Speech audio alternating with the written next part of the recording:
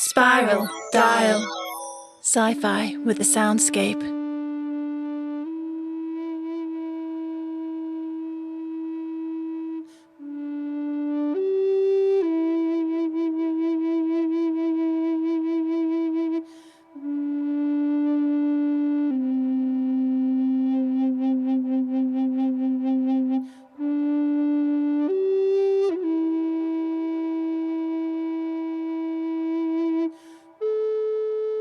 Jessica sat in silence, hands trembling, staring at the static on the screen.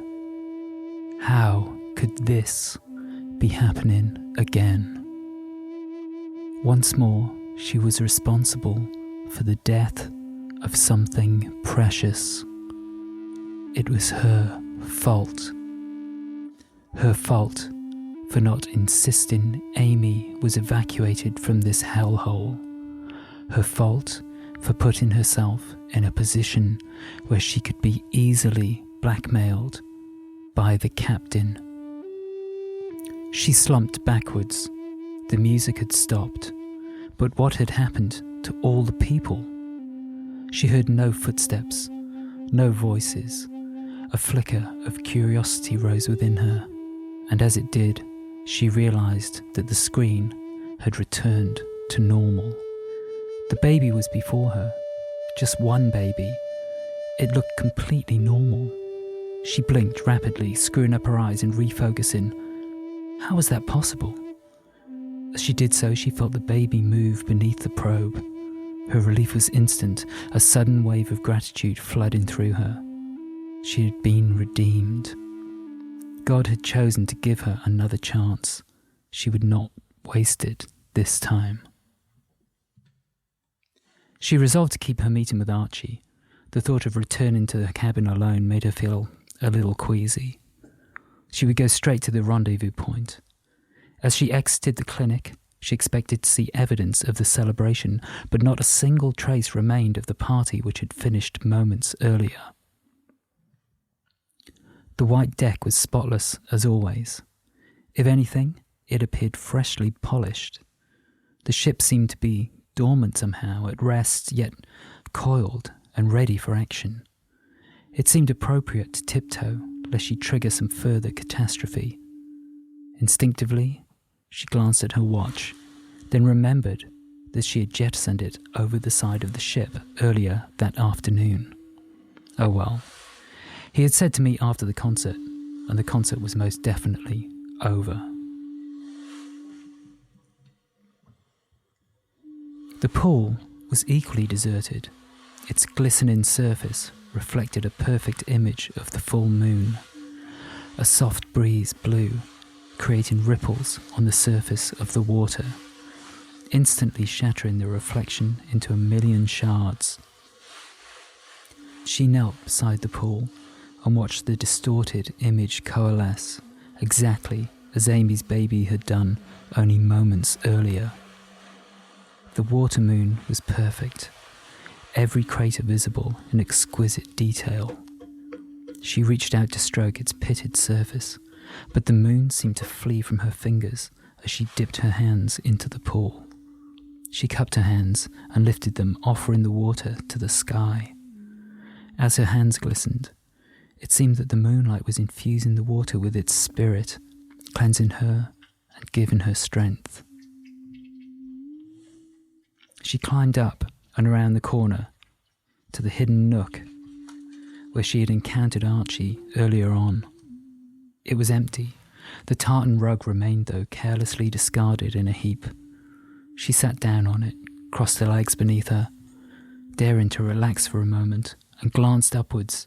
The moon cast a reflection from the gleaming rails onto the deck. Thinking about it, a full moon made sense, although she had not thought that a ship full of devout Christians would have been a likely venue for moon dances. Imagining the captain participating in some wild bacchanalian ritual, she let out an involuntary cackle.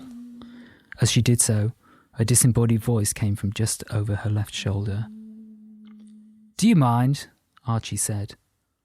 "That just happens to be my favourite rug. You can park yourself somewhere else. He whisked it out from under her, even as she started to rise, and arranged himself on it, carefully placing one leg atop the other and tilting his chin at a slight angle. Eyebrows raised, he was the very picture of righteous outrage. "I beg your pardon, madam," Jessica replied.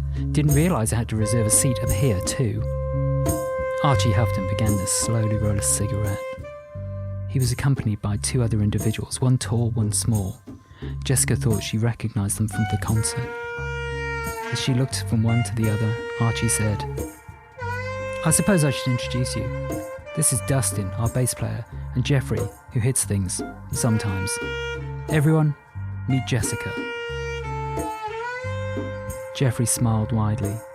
"I hear you're rather more of a hurler than a hitter. Congrats on winning the watch throwing championships earlier. Archie told us all about it." His accent was BBC World Service circa 1944. He was stocky, cheerful young man with improbably white teeth and tanned skin who seemed to be continually tapping his foot. He perched on the edge of the hidden area, looking out over the deck. "Great," Jessica replied. "An ideal first impression. I suppose you've told the captain about it too." "Oh no," Archie said. "We'd never rat on you. Well, I wouldn't. And Jeffrey sounds more of a twat than he actually is in reality. Dustin really doesn't talk at all, I'm afraid. More of the strong, silent type. In fact, I'm not sure we've ever actually had a conversation. But he's great at playing exactly what I want him to, and he shuts up at all the right moments. Isn't that so, Dustin?" Dustin was a tall, angular man who looked to be in his mid-50s with blonde hair pulled back in a low ponytail. As he leaned against the side of the ship, he inclined his head downwards very slightly in acknowledgement while continuing to gaze at the moon. "Between you and me," Archie whispered loudly, "I think he had a few too many pills in the 90s. Something's not quite right in there. 2 sandwiches short of the proverbial picnic. You know?" He pronounced picnic as 2 separate words, pick and nick. Perhaps those were the 2 sandwiches he was referring to, Jessica thought, and immediately wondered whether she was going slightly mad. Jeffrey continued to tap his foot in time with several different beats all at once. No wonder their music was so confusing. Archie glanced over at him and said, "Can you keep watch further down, Jeff? All that fidgeting is driving me crazy." Jeffrey immediately withdrew around the corner and the tapping noise faded. "Is that really necessary, to have someone watch?" Jessica asked. Archie leaned closer to her, eyes wide. "Necessary? I'm not sure if it's necessary, but I'm not taking any chances whatsoever with all of these weirdos on board." Jessica raised her eyebrows at that, but he didn't seem to notice. "After all, we kind of knocked off early, skipping our post-performance nap. Didn't you wonder where everyone is? They're all tucked up in their hammocks, enjoying the after-show snooze. We've got private hammocks in our dressing room, but to be honest, I'd rather come up here and have a fag. Would you like me to roll you one?" Jessica hadn't smoked in years, but the danger posed by tar and nicotine seemed to pale in comparison to her current situation. "Actually, yes please, go ahead, if it's not too much trouble." "Anything you say, Doctor." He rather laboriously rolled 2 cigarettes. He was surprisingly slow at this for a confessed nicotine addict. They smoked together in a companionable silence for a while. Eventually, Archie flicked his glowing cigarette butt directly at her in one fluid movement. It landed on her shoe, making a dark mark on the leather. He looked pointedly at her as he did so. No reaction. He wondered what he would have to do to provoke one. He dangled a packet of tobacco in front of her. "So, Doctor, can I trouble you for your views on lung cancer and heart disease?" "No, but you could roll me another one. I'm off duty, remember?" Archie raised his eyebrows and lifted the tobacco just out of her reach. Irritated, she rose onto her knees and easily grabbed it from him. Within 15 seconds, she had rolled 2 cigarettes. Lighting them together, she passed one over to Archie, who was looking seriously impressed. "I see you do have skills after all. I'm sure the captain will be delighted to have such a dedicated medical practitioner holding the fort." "Fuck the captain." Archie breathed in sharply, letting out a long, low whistle. "Well, rather you than me, if you know what I mean. She's not really my type. Most I'll do is drink to her. Not in her presence, though, you understand. He produced a large bottle of clear, slightly vicious-looking liquid in 2 shot glasses. May I propose a toast to the captain? Eyeing the oily concoction, Jessica figured it was strong enough to erase memories of almost any unpleasant person. They drank. Coffee. Jessica spluttered. Is that some seriously strong shit you have there? What is it? Moonshine? Archie cackled. If we have a few more, I might show you where it comes from. But before I do, you'll have to tell me all of your secrets. You promised, remember? Deal? I'm not sure that's exactly what we agreed. Tell you what though, I'll swap you, question for question. I ask one, you ask one. Honest answers only. He considered this at some length. And how, pray, will I know that you are being honest with me? You can trust me, Archie. I'm a doctor. He nodded, lip wobbling slightly as he did so. Fair point. By that logic, why on earth would you trust me? I have a theory that you're far too fond of demonstrating your own intelligence to lie. He shrugged. I hate separating women from their theories. One condition. Every question you ask, you must take a drink. Ladies first. Fire away, doctor. Right. What can you tell me about the captain? Archie remained silent, gesturing toward the shot glass. Jessica downed a bitter spirit, thanking God that the military had done such an excellent job of teaching her how to beat posh idiots at drinking games. The captain is a psychopath, if you ask me. I'm really not sure what else I can add. What makes you say that? There's 2 questions, but I'll give you this one for free. When we came aboard, there was a ship's cat and a ship's gerbil. Noisy buggers, but cute, if you like that sort of thing. One day our furry friends simply vanished. Word in the crew was, the captain doesn't appreciate hair on her upholstery. The captain's gerbil bashing escapades were not precisely the kind of dirt Jessica had hoped would be dished. Before she could ask for more details, he jumped in with a question of his own. I'll start you off on an easy one. Who's the dishiest sailor you've met so far? Eyebrows raised and the drink vanished. Clearly, there was a correct answer here. Well, it's funny you ask, but technically, I don't think I've met any actual sailors, except for the captain. He curled his upper lip in disgust. I think it's best you ask me another question now. I don't even want to go there. Fine. Tell me about Patricia, Jessica shot back. You know this is about asking questions, not barking orders, don't you? She gave him her special patented evil look. Her mother had told her that it could melt begonias at 20 meters. Okay, don't look at me like that. It's freaking me out. Patricia is quite something. I'd say she's even more badass than you are. Did you know that she was the world's first woman to be ordained as an Orthodox minister? First ever. Not that she lasted long. Only been in post for a month and they dumped her on here. I'm reliably informed she is on an enforced sabbatical. What on earth for? Oh, some article she wrote. Evidently she's in favour of women taking multiple husbands, moon worship, levelling up, something like that. Anyway, they couldn't fire her, you see, after making such a big deal about how feminist they all are, so they got her the job on here, said she could do whatever she liked with the place, and she has, believe me. But you'll find out about that later. I wouldn't want to spoil the surprise. Is it the kind of surprise I'm likely to enjoy? Of course it is. It's my question. I'd really like to know if you've ever wanked off with a pencil. Shaking her head, Jessica deadpanned. Hate to disappoint you, but I'm afraid pencils give me dermatitis. She swigged back another shot. Since we're asking personal questions, I'd like to know if the ship was sinking and you could only take one person or possession with you and you knew for certain that everyone you left behind would drown, who would you take?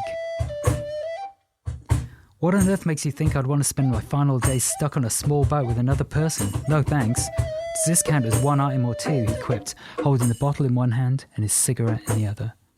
She wasn't letting him off that easily. 2, the light is extra. Damn. Well, maybe I'd better take a person after all in that case. Better be a fat one, though. I don't think we're anywhere near land right now, and I'd hate to die hungry. He seemed quite serious. You're disgusting, Jessica remonstrated. I'm a musician, not a doctor. You're meant to be the compassionate one, remember? He reached out for another shot, and looked like it was going to be a long night.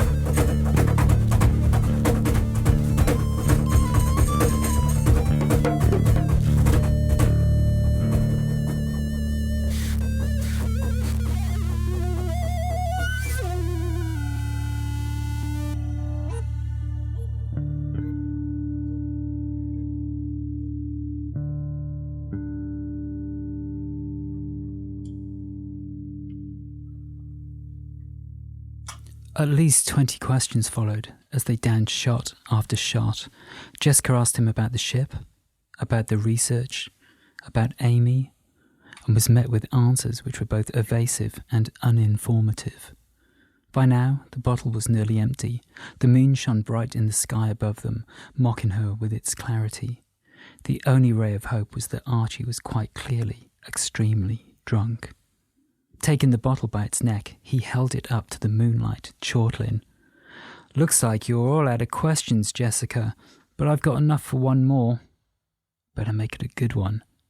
He tipped the bottle upside down, sucking the very last drop out of it. "What was your favourite birthday party?" "I've never had a birthday party, Archie." It was the truth. "Tell me, which religious cult were you raised in?" He was obviously joking. Jessica didn't find it particularly funny, especially in her current state of intoxication. "Oh, I see." Archie was triumphant. "You were raised in a cult, weren't you? Now, if only you could remember which one that is. No birthdays? Let me think. Wait. I'll get it. Just give me a minute. You're out of questions, Archie." "I'll get it, though. I'll guess it. Is it the Mormons?" Jessica shook her head. "Not the Mormons." "Okay, then. Is it that lot who they killed themselves because they thought Jesus was going to come in a giant spaceship powered by talking ants and take them to paradise?" Jessica shook her head. The movement made the deck rock in an exaggerated fashion. Maybe she was a trifle less sober than she had hoped. "No. Scientologists? Amnesty International? Sea Shepherd?" He paused, chewing the tip of one finger. "Oh, I know. This is definitely it, for sure. The Labour Party." Only somebody with a Christian name Archibald could ever classify the Labour Party as a cult. It wasn't just the name. Not even the shabbiest of clothing could disguise his upper-class origins. She had half expected him to curl his little finger as he drained the bottle. "I don't know what you're even talking about. I'm not bald. What I am is drunk, and I want to be even drunker. Luckily, there's plenty more where this came from." He leant exaggeratedly close to her. She gulped. "Would you like to accompany me to the laboratory?" Jessica could hardly believe her luck. "Absolutely. Can we go now?" "Oh yes, immediately." He wobbled. "Just as soon as I remember how to stand up straight. Give me a hand, won't you?" Jessica attempted to stand up, but the deck was not playing ball. She staggered, falling against the side of the ship. As she did so, her left foot caught Archie's ankle, and he immediately collapsed on top of her. Momentarily, they were eye to eye and embarrassingly close. Laughing, Archie linked his arm with hers and pulled her after him carelessly. "Come on," he said. "We've only got another few hours before these fossils wake up." They pushed past Geoffrey, who was now lounging by the pool, playing noughts and crosses on a napkin, and Dustin, who remained unmoving, save for his ever-shrinking cigarette.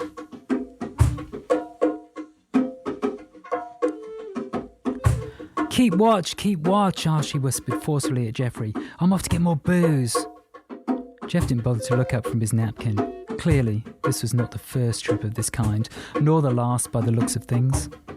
Archie started off at a trot, dragging Jessica with him. She very nearly lost her footing, which would have sent them both for a midnight swim. "Come on, slow coach. I don't like to sober up after a show." They ran to the entrance of the corridor which led to her cabin. Archie abruptly stopped, turned to her, and placed one finger on his lips, miming the words, "Follow me." He then proceeded to tiptoe down the corridor. He did not proceed in a straight line, instead walking diagonally from side to side, one side to the other. On the first diagonal, he would walk upright. On the second, he would crouch down low. Jessica thought he looked more than a little ridiculous. Any attempt to stand up was met with frantic gesticulations and arm waving, so she decided to play along. Finally, they reached the staircase. Instead of taking the staircase, Archie slipped around the back of the arch and disappeared. Following him, Jessica realised that there was a hidden alcove there, draped with a purple velvet curtain. She started to speak, but Archie placed his finger on her lips, stopping her. He produced a large bunch of old-fashioned keys, the same as those Ant had shown her the previous day. Choosing a small, dainty key, whose head was in the shape of a pentagram, he immediately sank to his knees without using his hands and started fiddling with something on the floor behind the curtain. Jessica bent to see and realised that he had placed the key in a small lock which was only millimetres above the carpet. On turning it, the carpet dropped downwards, taking Archie with it. He fell forwards, banging his head on the newly revealed white walls as he tumbled down the short flight of stairs, coming to a rest at the bottom. "Damn it!" he screeched. Jessica laughed under her breath, pressing her finger to her lips. He brushed aside her concerns. "It's all right, there are no triggers here. Don't think they want any of this recorded. I wouldn't if I were them. Damn stairs, every fucking time." Was she imagining things, or was he blushing? She heard a metallic sound and realised that the hand holding the keys had begun to shake. He looked down, suddenly fragile. She had an uncharacteristic urge to look after him and started to reach out before stopping herself. Best not to get involved. He had already regained his composure. He straightened up and walked forward, placing one foot in front of the other with obvious concentration. He was almost doing a convincing impression of someone who was sober. A stainless steel corridor extended before them, ending in a perfectly round door. As Archie approached, it swung open, revealing a room full of luxuriant green foliage. "That's incredible," Jessica said. It was gloriously warm and humid, like a Turkish bath. Moisture dripped from the leaves as birdsong ricocheted from side to side. A fragrant herbal scent filled the room, both sweet and exotic. She could not see the ceiling, although from the height of the palm trees it appeared incredibly high. Higher than she had thought possible on a ship like this.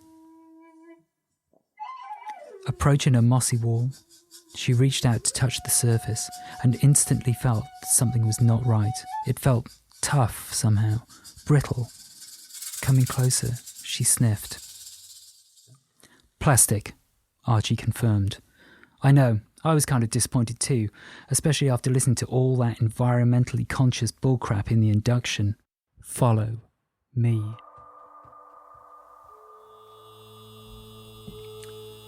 He picked his way over several tree trunks and vines and started wading through a shallow stream. It appeared to wind its way into a cave which was overhung by thickly knotted vines. The water tinkled harmoniously as it flowed, as if its pitches had been designed to please. As they passed underneath the overhanging rock, instead of being plunged into darkness, the room transformed into a brightly lit, cool and sterile environment. Rows and rows of benches filled a large, rectangular room. Jessica inspected the equipment. She wasn't a geologist, but this didn't look like a climate change research facility to her. She saw multiple incubators, thermal cyclers, something which could have been a mass spectrometer, many computers. She saw one area of the lab which appeared to have a controlled access, with showers and overalls visible through the glass doors. Could it be a negative pressure facility? Unless she was very much mistaken, this could only be a secure biological research facility dealing with some very dangerous organisms. Archie turned back and grabbed her by the elbow. She was almost too distracted to register that his touch didn't offend her. He felt familiar. "Come on, we can't be too long. Who knows what nasties they're growing in there? The only experiment of any value whatsoever is right round the corner." He opened the side door, boasting a ragged sheet of A4 paper and a thick red scrawl saying, "Bill's office. Keep out." "Bill's a friend of mine. We've been working on a spiral dial special. Homebrewed it is. He says it's the most notable discovery of the voyage so far." As he opened the door, Jessica caught a strong smell of alcohol. "You get the liquor. I'm going to take a look around while I'm here." He didn't answer, so she carried on around the corner. The next steel door appeared to lead to a veterinary facility. Peering in, she saw several cages. The first one contained a rather mangy-looking gerbil, and the next a sleek black cat, curled up in a ball and nonchalantly cleaning itself. Smiling, she called out, "Looks like the captain's not a gerbil murderer after all, Archie." "Archie?" There was no reply. She continued along to the next door, which was firmly shut. Touching the door handle sent a chill along her arm, triggering the same tingling sensation she remembered well from the wharf. Shuddering, she moved on. All of these doors appeared the same: shiny metallic exterior, reinforced glass window, all securely locked. As she continued along the row, an unpleasant whiff caught her attention, the same sickening smell which filled her clinic, by now familiar, but no less toxic. She inspected the door. It looked no different from the others, except that the window was clouded over so that it was impossible to see what lay within. As she glanced down, she saw a faint trace of a stain at the foot of the door, dark and sticky. Squatting, she established that the fluid was the source of the smell. Standing up, she steeled herself and raised her arm, using her sleeve to wipe away the condensation from the window. As she wiped, the first thing to be revealed was a hole. There was no weakness in the glass that she could feel as she continued to clean. There seemed to be something pressed up against the glass. She could see an outline of the place where it made contact, but not much detail. Peering closer, she caught a glimpse of some tufts of reddish material, strand-like. Hair, she realised. Her heart dropped into her stomach as she looked again, as if for the first time. The holes were sockets, eye sockets, and a mouth, lips pressed against the glass, decay dripping down the window onto the floor. 5 streaks traced a ghostly palm print on the glass, as if the occupant had tried and failed to escape. Frozen, she gazed into the pits which had once been eyes. Red hair, Michael had told her. Was this her predecessor?